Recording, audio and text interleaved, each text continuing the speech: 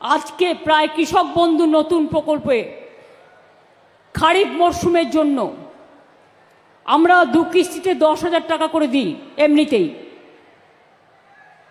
আজকে 5,000 টাকা করে দিয়ে দেওয়া হয়ে গেল, তাদের ব্যাংকে চলে যাবে এবং ডিসেম্বরেও তারা পরেরটা পাবেন।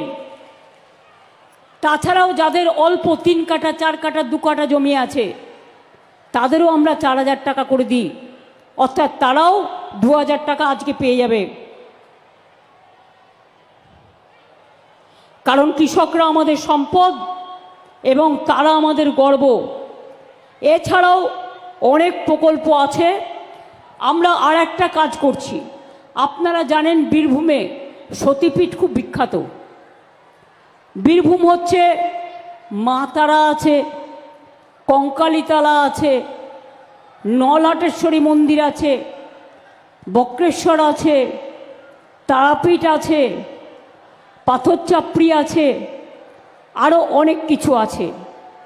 আমরা ট্যুরিজমে লাল মাটির দেশ।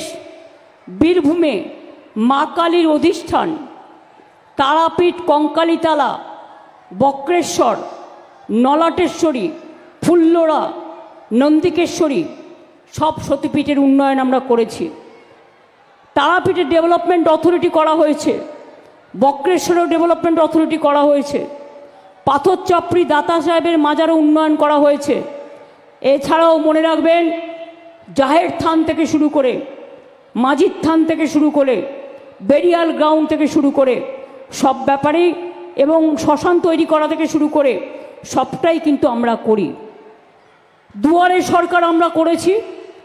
আগামী 2রা আগস্ট থেকে আগামী 2 মাস শুধু পুজোর কয়েকটা দিন বাদ দিয়ে আমার পাড়া আমাদের পাড়া আমাদের সমাধান, একটা গ্রাম তাতে 3টে বুথ থাকতে পারে, কোথাও 4টে বুথ, 3টে করে বুথ নিয়ে একটা করে আমাদের পাড়া আমাদের সমাধান হবে।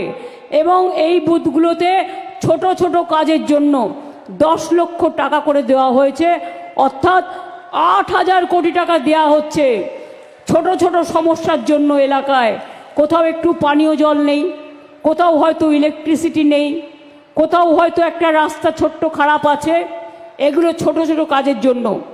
বড় কাজ যেগুলো করার সেগুলো তো আমরা করছি, সেগুলো আমাদের হবে, সেগুলো আলাদা, সেগুলোর টাকা আলাদা। কিন্তু আমাদের পাড়া আমাদের সমাধান এবং একদিন করে পাড়ায় হবে।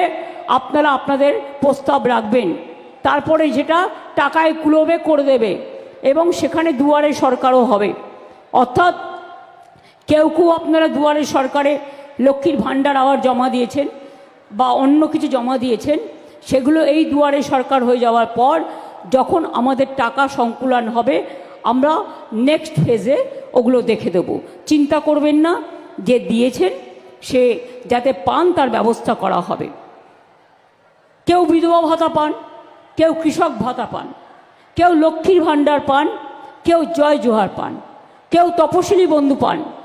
এমনকি কেউ মারা গেলে তার পোড়ানোর জন্য, তার ক্রিমেশনের জন্য, তার কবর দেওয়ার জন্য সেজন্যও 2,000 টাকা করে গভর্নমেন্ট দেয় যদি কেউ অ্যাপিল করে, গরিব মানুষ।